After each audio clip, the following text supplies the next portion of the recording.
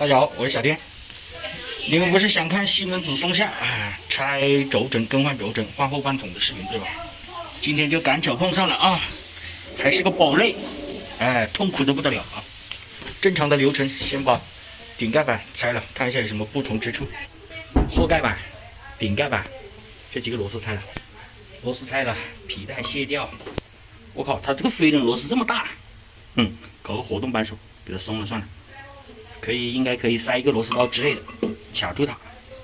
不行啊，不行的话就到前面卡住吧。可以卡住，给它松了。这些都观察了一下，跟小天鹅的没什么太大的区别啊，也是拆这个圈，电脑版的，洗涤盒的电脑版的螺丝给它拆了，都是一样的啊。胶圈电脑版拆了，前后门的螺丝拆了，把前后门卸下来。前后门上面是2个螺丝，下面也是2个，注意一下这个地方有个隐藏的螺丝，也拆了，不然拉不下来啊。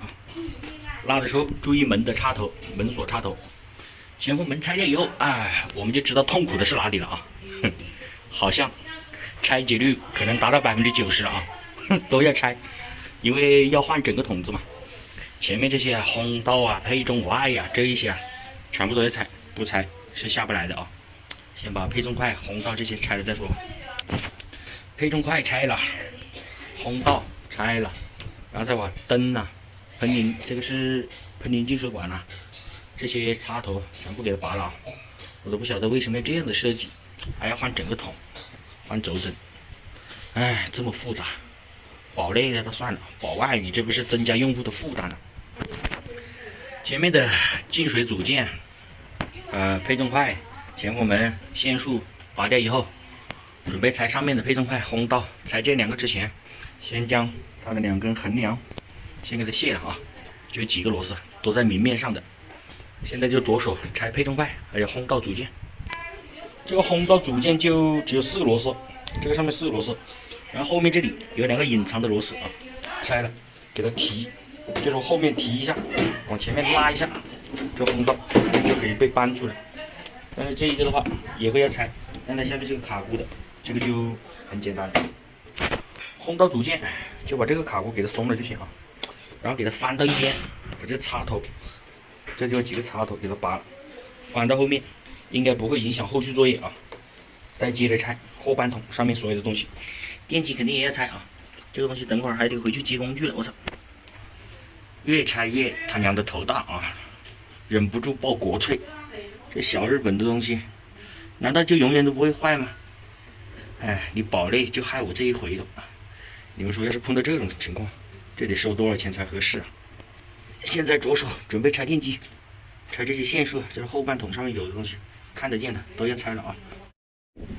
后面电机螺丝拆了，然后又跑到前面来，这个胶圈应该就不用拆了啊，剩下的就把这一个减震的卡销给它拔出来。然后把前半桶与后半桶相连的这一圈螺丝给它打掉，这个倒是跟美的小天鹅是一样的啊。还有粉丝在问3D 传感器是什么东西啊？这个东西就是了，但是这一种机型的3D 传感器，就说脱水不上高速跟3D 传感器的关系不大。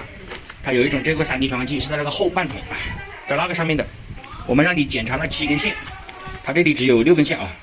这根线你去从3D 传感器的这一边量到电脑板的那一边，它是没有问题的。你得把那一个线用2只手给它拉一拉，再去量，你就会发现有一根它不通。这个是3D 传感器在上面的那一个松下的，情况比较多啊，讲解一下。好了，前半桶拆了，后面那个螺丝刚才拿了个活动扳手把飞轮螺丝拔掉，不锈钢内筒就可以拉出来了。电机螺丝刚才已经拆了嘛，往后面一推就掉下来了，然后水位传感器的胶管也已经拿掉了，现在就从后面把这个减震的卡销再拔出去，2个吊环拆了，这个筒子就可以拉下来了。后面的反正都已经拆完了嘛，刚才。好了，这就是后半桶了。刚才那个电机的线卡在了这个下面啊，没有什么技巧，拿个手捏一下拔掉就可以了。现在就把加热丝拆到新桶上面来，重新给它挂回去就行啊。总体来说，除了繁琐一点，没有什么其他太大的改变。就是拆起来的话，毕竟它拆的东西要多一些嘛，对吧？就这一点，不同而已。